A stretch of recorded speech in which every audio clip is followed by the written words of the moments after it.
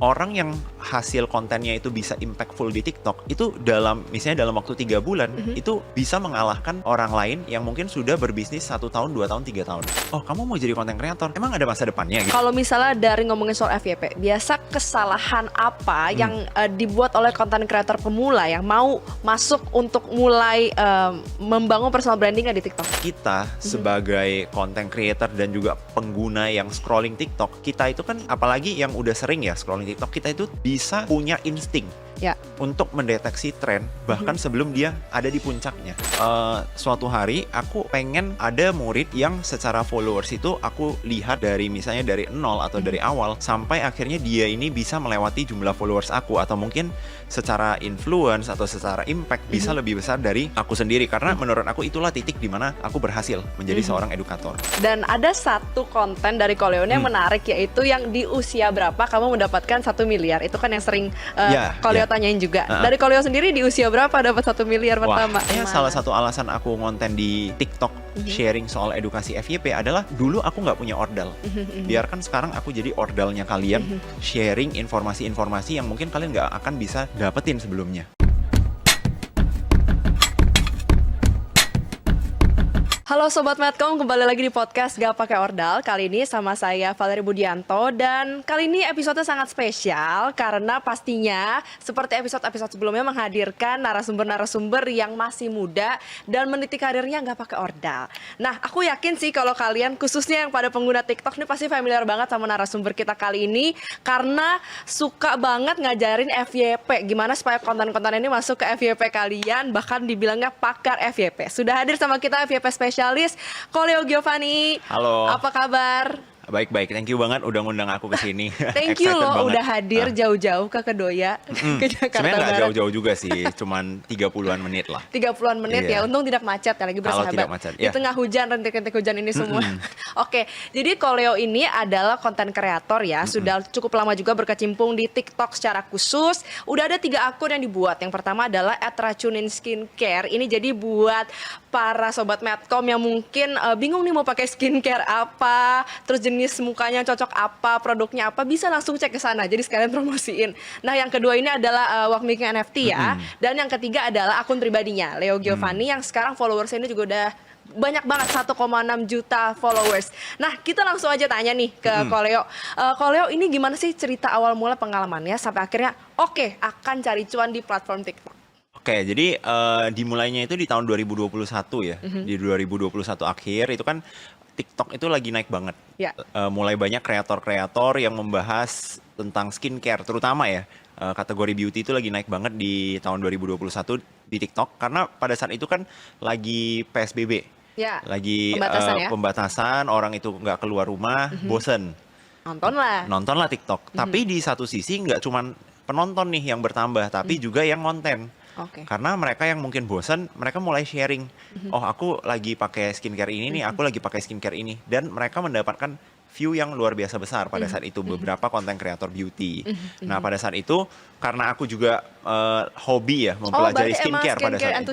Iya, emang skincare entusias. Jadi, aku mulai sharing soal skincare di sana. Nah, dari sana dapat FYP pertama, FYP kedua, makin semangat. Dan aku lanjut konten, sampai sekarang gitu loh. Jadi kalau awalnya itu dimulai karena iseng doang, sebenarnya iseng doang konten, tanpa ada niatan bisa nyari cuan, tanpa ada niatan bisa mengembangkan akun sampai sebesar ini, tapi ya ternyata dijalanin ada jalannya gitu loh. Tapi keren loh, karena kan kalau dulu ya kayak image-nya tuh TikTok kan belum segeren sekarang ya, kayak orang masih joget-joget di TikTok, tapi ternyata memang Koleo langsung pakai ke hal-hal yang bermanfaat ya. Dan itu berarti emang di tracking dari awal, wah beauty lagi naik banget nih, atau gimana? Kalau di awal itu, kalau misalnya kita bilang tracking juga enggak ya, tapi mungkin karena satu, aku memang skincare enthusiast pada saat itu, terus aku melihat banyak konten kreator yang membahas skincare, view-nya lumayan, jadi aku merasa, wah kayaknya kalau aku bikin konten juga seru nih gitu loh, karena kan ketika kita melihat teman-teman lain yang membahas topik yang sama seperti kita dan mereka dapetin view yang lumayan, kita kan jadi jangan-jangan aku juga bisa tuh. Dan jarang juga, karena biasa kan wanita ya yang bahas skincare, tapi ini kan pria yang bahas skincare, jadi emang wah menarik nih, karena ternyata kan pria-pria juga semuanya pada pakai skincare. Iya benar, dan juga aku akui pada saat itu salah satu alasan kenapa akun Racunin Skincare ini bisa naik di awal-awal adalah karena tidak banyak konten kreator yang laki-laki ya terutama sharing tentang skincare rutinnya mereka lah istilahnya gitu loh. Berarti ngajarin step by step ya? Benar. Oke, kalau misalnya pelajaran kan total sudah ada 3 akun nih yang didapatkan dari masing-masing akun. Pertama dari skincare, terus NFT, sekarang akhirnya kan FYP spesialis itu apa aja pelajarannya? Oke, nah ini menarik banget. Jadi tiap akun yang aku kembangkan itu memberikan pelajaran yang berbeda-beda ya buat aku. Yang pertama itu akun Racunin Skincare. Ketika aku ngembangin akun Racunin Skincare itu kan karena dia ini akun pertama aku ya. Jadi trial errornya itu sangat panjang. Oke. Aku ingat banget di 8 bulan awal itu aku baru berhasil mengumpulkan kalau nggak salah sekitar 50.000 followers. Oke. Itu udah habis 8 bulan. 8 bulan tuh kontennya dulu setiap hari Setiap atau hari. setiap hari Setiap pasti hari. ada berarti ya? Jadi karena pada saat itu juga belum ngerti TikTok itu algoritmanya bagaimana, audiensnya bagaimana, membentuk akun bagaimana, akhirnya 8 bulan untuk mendapatkan 50.000 followers pada saat itu ya. Nah, setelah itu dari sana aku belajar, oh ternyata penting nih kalau kita bisa membentuk personal branding. Oke. Nah, karena kan di awal aku ketika bikin akun skincare ini tidak bentuk personal branding. Yang penting ya udah aku Hobi. lagi pengen sharing ini, lagi pengen sharing itu. Tidak ada personal branding. Leo itu dikenal sebagai apa sih? Oke. Gitu loh. Nah, makanya setelah itu baru tuh dari ilmu tersebut aku buat akun kedua di tahun 2022 itu membahas kripto dan NFT yang pada saat itu lagi lumayan naik gitu Koko loh. ini emang dari dulu suka kripto dan NFT atau emang sama-sama yang baru ikut belajar di periode Kalau aku COVID? terutama untuk NFT karena kan di tahun 2022 itu memang itu adalah hal yang baru. Jadi memang aku juga belajar ya pada saat itu, tapi everyone juga lagi belajar. Lagi belajar bareng-bareng. Karena itu new thing gitu loh. Nah, jadi dari sana aku ciptain personal branding. Jadi dari awal aku bentuk akunnya, aku sudah ada personal branding yang mau aku bentuk gitu loh. Nah, dari sana itulah pelajaran kedua yang aku dapat. Nah, tapi di akun What Making NFT ini aku juga belajar kalau yang namanya topik atau tren itu ada batas waktunya. Oke. Gitu loh. Tidak bisa kita mengharapkan satu topik ya. Itu bisa membawa kita sampai selama-lamanya. Oke. Gitu loh. Harus ada perubahan, harus ada konten-konten baru yang lebih fresh lagi gitu ya. Makanya di akun kedua itu pada saat itu sempat ada momennya itu stagnan. Mengikuti tren kripto dan NFT yang pada saat itu stagnan. Oke, gitu loh. Makanya di akun ketiga aku dengan semua pengalaman yang udah aku dapat sebelumnya itu growth-nya itu jadi jauh lebih cepat. Bahkan di 1 bulan pertama itu aku ingat ya, 1 bulan pertama itu kalau nggak salah udah tembus hampir 100.000 followers dalam 1 bulan pertama. Karena emang kan dari hasil pembelajaran di akun pertama dan akun kedua tuh udah tahu lah ya kurang lebihnya untuk di akun ketiga. Nah, tapi penasaran ini kan ibaratnya kan tadi personal branding, tapi kan di 3 akun yang backgroundnya tuh beda banget kan. Tiga-tiganya, satu skincare, terus satu lagi NFT, terus satu lagi gimana cara supaya FYP. Itu gimana cara mengkategorikannya supaya orang-orang ini nggak pusing gitu. Kayak ternyata Koleo tuh emang ada 3 ini gitu loh. Nah, ini juga adalah kekuatan dari TikTok ya. Jadi TikTok itu kan algoritmanya akan merekomendasikan video yang relate, yang relevan dengan si penonton. Makanya kadang di TikTok itu juga ada istilah yang namanya echo chamber. Jadi misalnya nih, karena aku misalnya suka nonton video kucing, maka aku akan sangat update dengan video-video dan tren-tren yang berhubungan dengan kucing. Tapi mungkin di saat yang sama juga ada tren makanan, misalnya restoran yang lagi viral banget di Jakarta. Tapi aku nggak tahu itu. Padahal teman aku yang lain yang mungkin minatnya adalah di makanan, mereka sangat tahu dan mereka merasa itu lagi viral banget. Tapi aku nggak tahu. Nah, itu echo chamber tersebut yang membuat 3 personality berbeda yang aku ciptakan itu bisa berhasil di setiap marketnya. Makanya kadang itu orang yang kenal aku di akun skincare, dia nggak tahu kalau misalnya aku punya akun FYP. Sama halnya dengan ketika orang tahu aku punya akun FYP spesialis, mungkin mereka nggak tahu kalau aku ada bahas skincare gitu loh. Tapi kalau misalnya dari aku dengar sekilas nih, apakah berarti emang kalau kita mau bikin personality yang berbeda, harus bangun akun yang sendiri-sendiri berbeda? Karena kalau misalnya di satu akun yang sama, kita bahas 3-tiganya juga algoritmanya nggak kebaca kan berarti ya? Akan lebih sulit membangun personal branding yang ibarat kata dianggap expert dan kuat apabila kita itu contoh nih, hari ini aku kontennya mukbang, besok aku bikin konten traveling, terus besok aku mau ngajarin soal konten. Maka penonton itu akan merasa kamu ini siapa gitu loh. Nggak kebaca ya? Nggak kebaca, dan personal brandingnya itu tidak akan kebentuk. Oke. Iya. Kira-kira butuh waktu berapa lama nih supaya style personal branding dan juga target audiensnya ini bisa match dan akhirnya bisa grow di TikTok? Oke, nah ini satu hal yang aku seneng banget dari TikTok ya, adalah karena TikTok itu menurut aku waktu itu tidak relevan. Maksudnya itu adalah orang yang hasil kontennya itu bisa impactful di TikTok, itu misalnya dalam waktu 3 bulan, itu bisa mengalahkan orang lain yang mungkin sudah berbisnis 1 tahun, 2 tahun, 3 tahun. Nah, makanya menurut aku kalau di TikTok itu waktu tidak relevan, tapi lebih ke seberapa impactful konten yang kita buat, bisa reach banyak penonton dan bisa ibarat kata membuat mereka ingat dengan sosok kita. Gitu loh. Contoh nih, kemarin ada salah satu bisa dibilang teman, bisa dibilang murid juga ya di dunia afiliator, itu namanya Pak Basri. Nah, Pak Basri ini beliau itu adalah seorang pensiunan bank, jadi sudah berumur lah, gitu ya. Terus Pak Basri mulai konten di TikTok, awalnya itu iseng-iseng menjadi afiliator. Awalnya produk-produk yang dijual itu juga hanya sekedar ya peralatan rumah tangga saja gitu loh. Kadang sikat gigi, kadang ada kopi, kadang ada apapun lah itu, ya. Tapi karena dalam waktu pendek Pak Basri itu bisa menciptakan impact yang besar banget, ditonton oleh banyak orang dan diingat oleh banyak orang.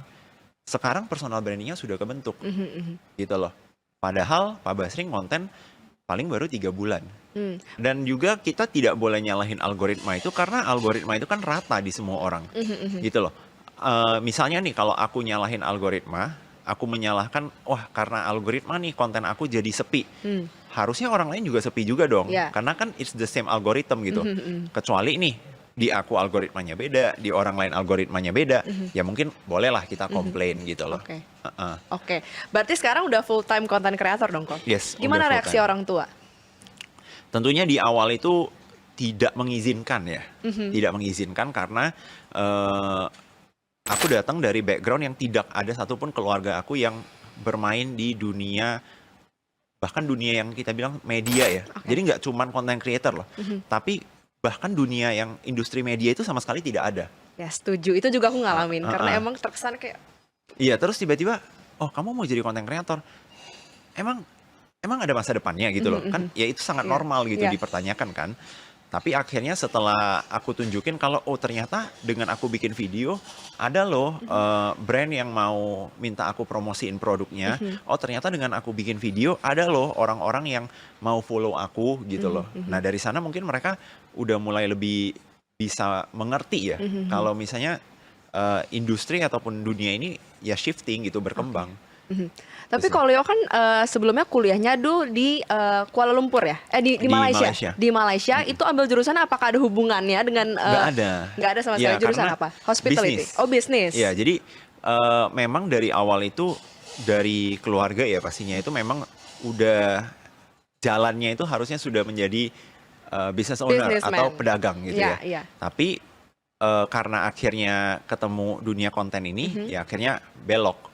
Makanya ketika pertama kali aku milih jurusan kuliah pun, aku nggak ngambil kayak media emang udah yang pasti ataupun aja. Komunikasi. Enggak, aku ngambilnya bisnis karena awalnya aku mengira nggak bakal kesini, gitu, nggak bakal jadi konten kreator. Nggak pernah, tapi ternyata keseruan, asik di sini ya. Dan sekarang bahkan bukan cuman FYP yang di TikTok aja, udah ada yang premiumnya juga ya, yang bayar. Itu bisa dijelasin nggak sih soal seperti itu? Ada kelas-kelas khususnya? Nah jadi karena aku termasuk salah satu orang pertama, menurut aku ya, salah satu orang pertama yang sharing tentang bagaimana cara FYP di TikTok, ya. Jadi pada saat itu ketika aku pertama kali bikin akun yang FYP spesialis, itu banyak teman-teman aku itu yang nanya, kamu bisa nggak ngajarin aku gimana sih cara FYP? Ajarin dong gimana akunnya supaya berkembang, cara jualan di TikTok itu bagaimana. Nah, karena aku melihat, wah sepertinya ini opportunity nih, karena orang-orang itu lagi pengen belajar TikTok loh.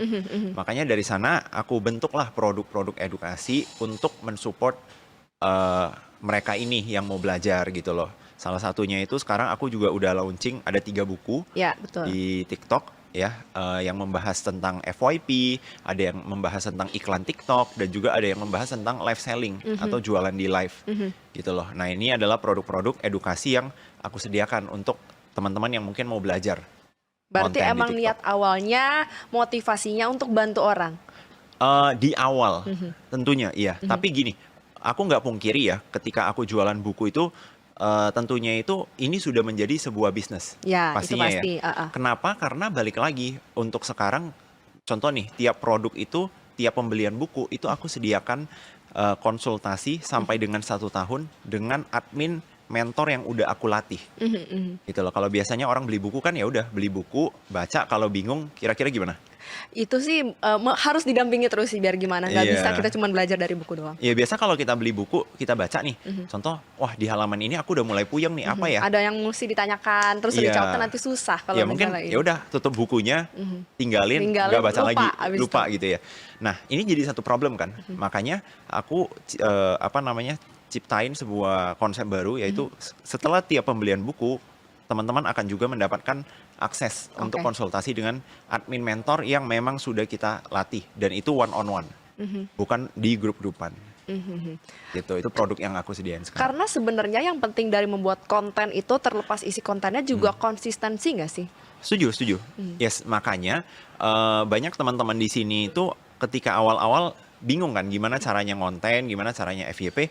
Sebenarnya awalnya itu konsisten dulu. Konsisten dulu, karena ketika kita nggak bisa konsisten, maka konten kita itu mau sebagus apa, secara audiens itu nggak akan kebentuk gitu loh. Karena kita nggak sering muncul istilahnya. Gitu loh. Tapi kalau misalnya sekalipun konten kita mungkin belum bagus, tapi hari ini masuk nih ke FYP-nya penonton. Orang Besok ada penasaran. lagi, besok ada lagi. Wah, ini siapa Siapa nih ya? nih? Gitu kan? Kira-kira seperti itu Orang sih. penasaran, akhirnya kebentuklah audiensnya yang kita mau, personal branding itu, dan akhirnya bisa grow. Benar. Nah, kalau misalnya dari ngomongin soal FYP, biasa kesalahan apa yang dibuat oleh konten kreator pemula yang mau masuk untuk mulai membangun personal brandingnya di TikTok? Kalau di awal nih, biasanya itu menurut aku adalah satu, pastinya tidak konsisten. Ya. Yang kedua itu kalau sekarang adalah fokusnya itu sudah langsung mau nyari duit di momen itu juga. Iya, iya. Nah, menurut aku itu agak salah ya. Gak ada yang instan, Karena semuanya nggak ada yang butuh instan, proses. bener. Jadi banyak banget orang-orang itu sekarang mau masuk TikTok, dan ibarat kata ketika konten dia mau cuan di momen itu juga. Padahal kan sebenarnya tidak bisa seperti itu. Nggak bisa. Harus membangun personal branding dulu, terus mencari apa produk yang cocok kira-kira dengan personal branding kita, baru kita tawarkan. Nah, kira-kira seperti itu. Jadi dua kesalahannya, yang pertama tidak konsisten, yang kedua fokusnya itu tidak di membuat value, tidak di create value untuk penonton, tapi langsung mau cuan di tempat. Itu sih. Aku penasaran, ini kan dari hasil yang lihat kalau scroll-scroll TikTok juga ya, kayak misalnya biasa tuh kita yang bikin tren atau kita mengikuti tren. Dua-duanya benar. Jadi gini, kadang kita sebagai konten kreator yang pemula akan sangat sulit kita untuk menciptakan tren. Oke. Karena kita itu belum punya audiens yang besar, belum punya influence power yang besar, akan sangat sulit kita menciptakan suatu tren, gitu ya. Makanya kita juga bisa mengikuti tren yang diciptakan mungkin oleh orang lain. Jadi dua-duanya benar.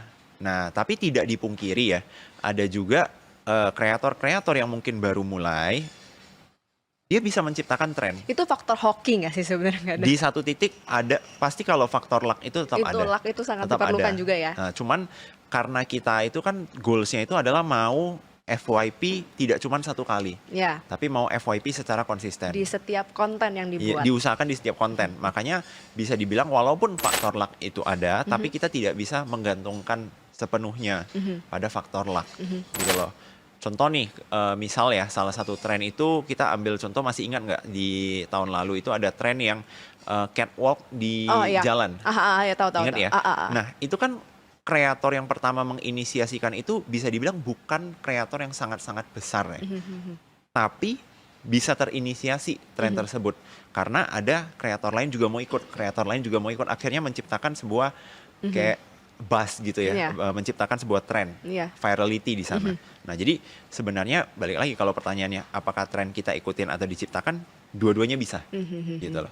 Tapi kalau misalnya Koleo sendiri biasanya itu ngelihat-lihat yang lagi tren di TikTok tuh dari mana?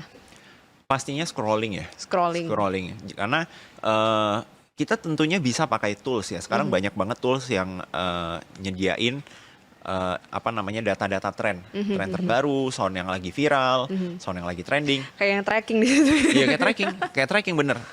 Cuman biasanya yang namanya tools itu kan mendeteksi sesuatu setelah sudah viral banget, setelah sudah di puncaknya, baru terdeteksi oleh tools. Dari segitu banyak pengguna soalnya. Dari segitu banyak pengguna. Nah, sedangkan kalau kita sebagai content creator dan juga pengguna yang scrolling TikTok, kita itu kan apalagi yang udah sering ya scrolling TikTok, kita itu bisa punya insting untuk mendeteksi tren bahkan sebelum dia ada di puncaknya. Oke, berarti pengalaman itu nggak bohong Nggak bohong. Jam terbang itu pastinya nggak bohong. Mau di dunia content creating, mau di dunia bisnis. Kepekaan untuk melihat suatu opportunity ya. Presenter sendiri kan juga tidak dipungkiri. Kita akhirnya bisa analisa juga sih kalau misalnya kayak presenter berita mana yang ini gue tahu ini pasti bisa buat viral. Gimana cara menggait netizen saat ini kan beda-beda kan, ada baby boomers, ada Gen Z, itu semuanya sangat berpengaruh. Ya, dan juga tentunya misalnya nih dari kakaknya interview aku misalnya hari ini ya, tentunya ada banyak pertanyaan yang bisa dipilih, unlimited questions yang bisa ditanyakan. Tapi tentunya dari jam terbang itulah dipilih pertanyaan yang mungkin paling relevan dengan penontonnya. Gitu. Dengan viewersnya. Oke, tadi kan juga ada dibuat banyak yang mengajarkan, tadi ada yang sudah pensiun, terus juga banyak mengajarkan yang muda-muda. Ada nggak sih kadang ngerasa takut kesaing gitu kan? Karena kan tadi yang seperti dibilang di awal, TikTok itu aplikasi yang kasih equal opportunity untuk semuanya. Bisa jadi nanti yang ternyata Koleo ajarin jauh lebih viral dan nantinya dia juga misalnya ngikutin. Ini misalnya ada yang ngikutin akhirnya juga ngajarin soal FYP dan jadi kalah saing dan tenggelam, itu gimana? Oleh murid aku sendiri. Malahan itu adalah goals aku. Malahan itu adalah goals aku. Sesuai dengan tag-nya ya berarti. Iya, jadi memang goals aku itu suatu hari aku pengen ada murid yang secara followers itu aku lihat dari misalnya dari 0 atau dari awal sampai akhirnya dia ini bisa melewati jumlah followers aku, atau mungkin secara influence atau secara impact bisa lebih besar dari aku sendiri, karena menurut aku itulah titik di mana aku berhasil menjadi seorang edukator, gitu loh. Dan kalau ditanyain apakah takut tersaingi, menurut aku TikTok itu sangat besar, pasar itu sangat luas. Sekalipun ada murid aku misalnya ya, ataupun yang bukan murid aku, itu bisa jadi jauh lebih besar, bisa menyaingi. Menurut aku pasar itu tetap ada. Mungkin aku juga nanti ke depannya mungkin nggak lagi muncul sebagai sosok Leo, tapi mungkin aku menciptakan akun-akun yang lain-lain lagi dengan wajah-wajah yang berbeda.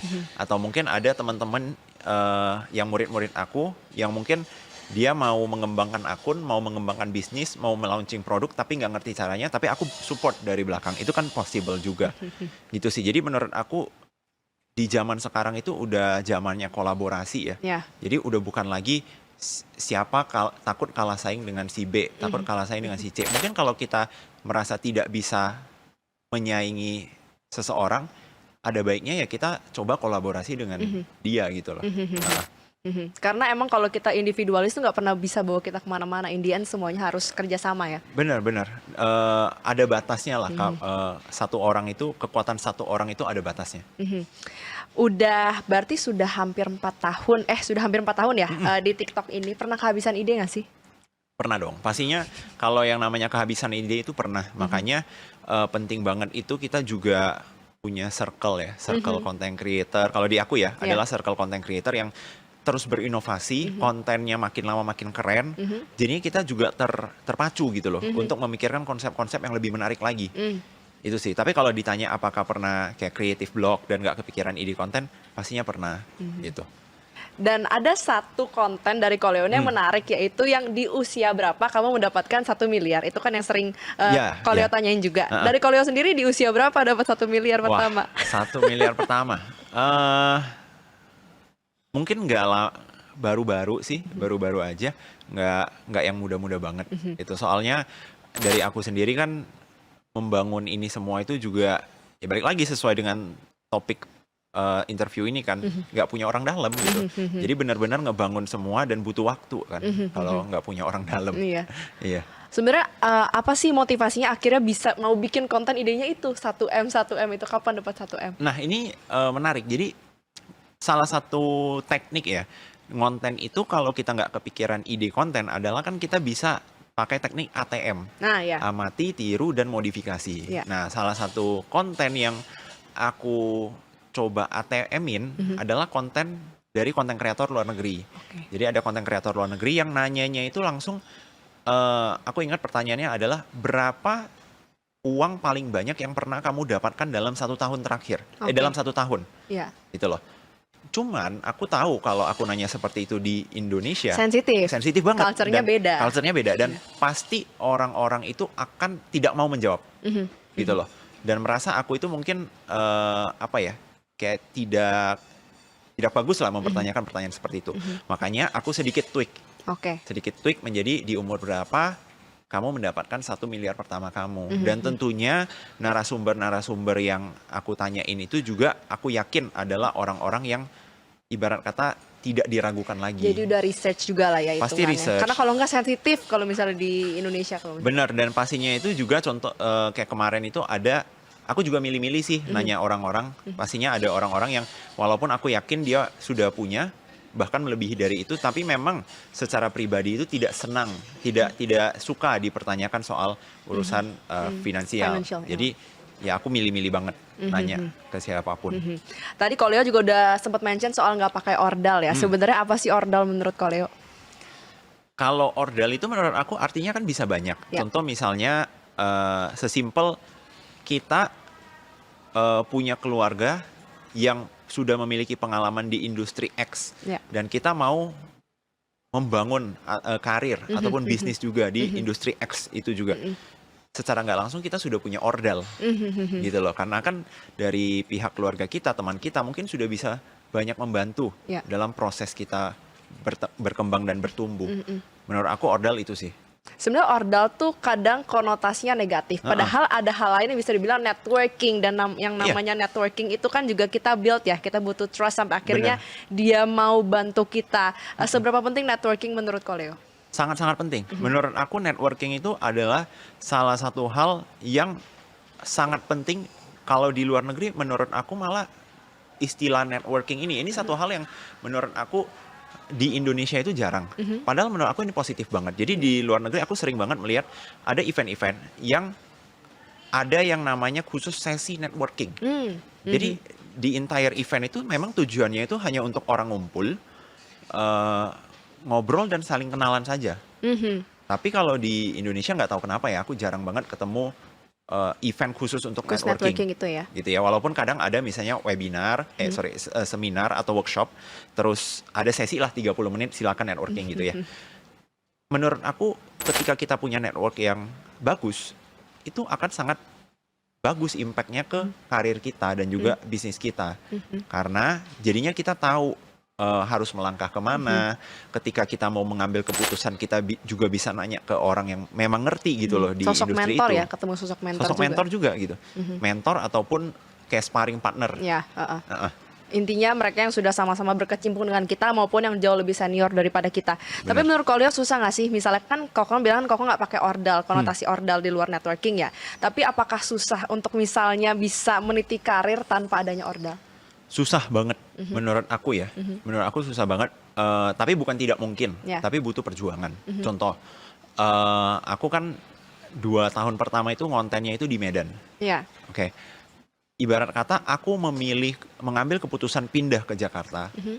Salah satunya itu adalah tentunya untuk membangun networking. Gitu loh. Sesimpel interview ini. Kalau misalnya aku mungkin masih stay di Medan, dan tiba-tiba hari ini dikontak untuk yuk interview, mungkin tidak akan semudah itu aku langsung oke, gas datang. Gitu ya. Dan ini tentunya adalah salah satu bentuk yang aku usahakan karena aku tidak punya ordal tersebut. Keluar dari zona nyaman, ngerantau ke Jakarta. Pasti. Dan balik lagi karena di sekitaran keluarga, teman-teman juga sebelumnya nggak ada yang dalam tanda kutip jadi ordal di industri media, tentunya semuanya benar-benar harus aku bangun sendiri. Makanya kalau dibilang mungkin teman-teman melihat, wah ini Leo atau FYP Specialist akunnya sudah gede. Tapi yang harus dilihat itu juga aku udah menghabiskan hampir 4 tahun loh membangun ini semua, dan aku yakin kalian itu tidak harus habis sebanyak itu waktunya gitu loh, dengan perkembangan TikTok yang sudah sebegitu berkembangnya gitu, dan informasi yang sudah begitu banyak, ada gratis di TikTok juga gitu. Tapi sepanjang membangun karir 4 tahun ini, ada nggak sih yang nyinyirin atau nggak ada yang bilang, ah ini mah pasti punya ordal dan lain sebagainya? Pasti. Tapi menurut aku itu adalah sebuah kebanggaan buat aku. Ketika kita itu kerja sudah sangat keras, berusaha sudah sangat keras, sampai di titik orang itu tidak bisa mengerti gimana karyanya ini bisa tercipta tanpa adanya ordal. Menurut aku itu adalah sebuah pujian terbesar Achievement sih. ya? Achievement. Berarti bekerja keraslah sampai pencapaianmu dikira Dikira jalur ordal. ordal. Ibarat kata kayak kalau misalnya kita udah berusaha keras, terus difitnah oleh tetangga kita, wah ini kayaknya dia ini ada pakai Ada backingan. atau ada main hal-hal mistis gitu loh, mungkin ya. Jadi menurut aku itu aku anggap sebagai pujian aja sih. Berarti dianggap sebagai pujian. Oke, sekarang kan udah dibilang sukses lah ya, udah cukup sukses lah ya. Apakah ada goals ke depan yang masih mau diraih gitu? Tentunya ada. Untuk sekarang pastinya itu kalau ngomongin tentang TikTok ya, jujur menurut aku udah lumayan selesai, walaupun masih banyak yang bisa aku. Sudah sangat menguasai ya, explore gitu. Hal-hal yang aku targetin di awal itu sudah tercapai semua. Oke. Walaupun masih banyak ya yang masih bisa aku kejar.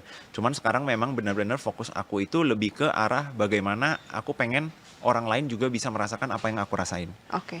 Gitu loh. Karena balik lagi di satu sisi, aku juga tahu kalau misalnya banyak Leo-Leo lain di luar sana yang ketika mau memulai, dia nggak punya ordalnya juga. Nggak punya channel, nggak tahu harus mulai dari Makanya mana. salah satu alasan aku ngonten di TikTok sharing soal edukasi FYP adalah dulu aku nggak punya ordal. Biarkan sekarang aku jadi ordalnya kalian, sharing informasi-informasi yang mungkin kalian nggak akan bisa dapetin sebelumnya. Gitu loh. Berarti kedepannya ingin menjadi educator ya pastinya, dan nanti bisa juga retire dari TikTok dan juga misalnya udah bikin ini ke bisnis dan lainnya masih banyak ya. Masih banyak. Oke, Sobat Medcom, sekarang kita akan masuk ke segmen rapid fire question. Wow, Jadi aku akan nanya ke Leo, harus menjawab secara cepat. Tapi suka-suka aku mau nanya kenapa atau enggak. Oh, oke. Oke, untuk rapid question yang pertama adalah siapa konten kreator yang paling menginspirasi Leo? Konten kreator paling menginspirasi. Menurut aku, wah ini pertanyaannya berat sih. Kalau di awal-awal ketika aku mengembangkan akun, sosok edukator ya, yang aku seneng banget nonton kontennya itu Timothy Ronald dan Raymond Chin. Oh, oke. Yeah. Karena emang sebagai perintis nih kan harus ada yang di look up tuh gimana caranya kita bisa grow dan lain sebagainya. Oke. Pertanyaan kedua, lebih pilih jadi content creator atau entrepreneur? Untuk sekarang entrepreneur. Jadi sambil membangun gimana ya, kayak bisnisnya tapi dengan mengedukasi orang lain ya. Iya, dan juga menurut aku dari segi content creator itu sudah aku selesaikan. Udah lewat lah ya, fasenya udah lewat. Sekarang kita ngajar. Dan mungkin sekarang lebih mendapatkan excitement baru itu ketika mengembangkan bisnis dan juga empowering people aja gitu loh. Karena kalau ngonten ya, udah aku jalankan 4 tahun gitu. Jadi kayak mungkin ibarat kata kalau istilahnya ada mainan udah mulai bosen nih, udah mulai mencari mainan baru gitu loh. Salah satu hal yang berbahaya dari kita melakukan pekerjaan apapun adalah ketika kita burn out, kita harus cari cara gimana supaya kita bisa keep the fire on again gitu kan. Dan salah satunya ya bisa jadi beralih gitu kan. Iya, beralih dan tapi tetap di industri yang sama gitu. Oke, pertanyaan yang ketiga. Satu tips FYP paling ampuh dalam satu kata. Hook. Di awalnya. Di awal. Jadi 3 detik pertama, 4 detik pertama dari video kita itu bagian paling penting karena kita main itu di short form konten ya. Tidak ada yang namanya thumbnail. Jadi yang menjadi hook kita atau pancingan kita adalah 3 detik awal, 4 detik awal dari video kita. Itu sangat menentukan apakah orang akan scroll atau lanjut nonton dan bahkan stuck abis itu kan ke depannya. Oke, untuk rapid question selanjutnya adalah kalau bisa kasih nasihat ke diri sendiri. Ke 5 tahun lalu, apa nasihat akan diberikan? Oke. Kalau Mungkin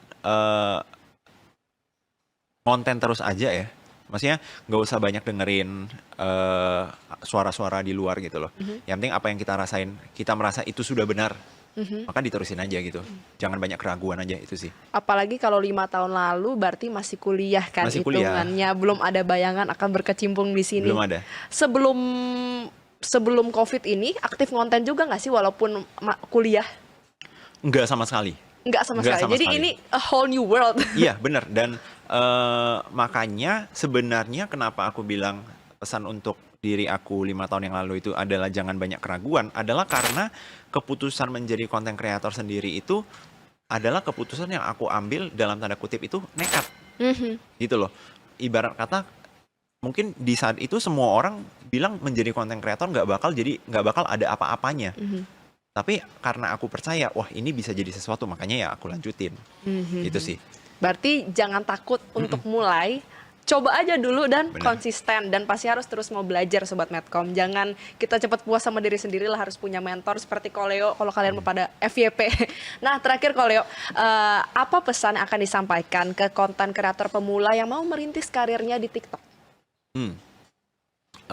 Mungkin buat teman-teman yang mau mulai di TikTok, mungkin aku bisa bilang kalau misalnya TikTok ini sekarang adalah salah satu platform yang paling powerful, paling adil, paling equal, terutama untuk kita yang nggak punya suara.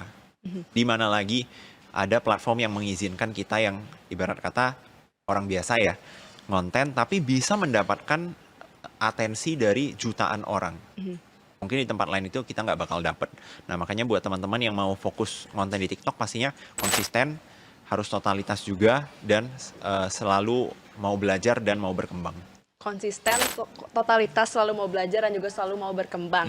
Nah bagi Sobat Medcom yang penasaran mau nanya-nanya langsung ke Koleo, bisa langsung reach di TikToknya ya, atau Boleh. di Instagramnya. Di TikTok Leo_Giovanni atau di Instagram juga boleh. Iya, bisa nanya-nanya, bahkan udah ada kelas khususnya. Jadi kalau yang benar-benar mau merintis sudah disediakan wadahnya. Yes. Jangan takut untuk mulai Sobat Medcom, karena kita nggak pernah tahu ke depannya tuh kita akan jadi apa. Even kita misalnya sekarang aku jadi anchor, jadi presenter, nggak pernah tahu loh ke depannya nanti akan jadi apa. Kita nggak pernah tahu, harus selalu explore dan pastinya percaya sama diri sendiri ya. Benar. Untuk terus mulai dan terus berjuang. Oke, itu dia episode kali ini di Nggak Pakai Ordal. Terima kasih Sobat Medcom udah menyaksikan sampai saat ini. Jangan kemana-mana, karena pastinya kita akan menghadirkan episode-episode lainnya yang nggak kalah seru dengan narasumber-narasumber yang pastinya bisa menginspirasi kalian. Dadah!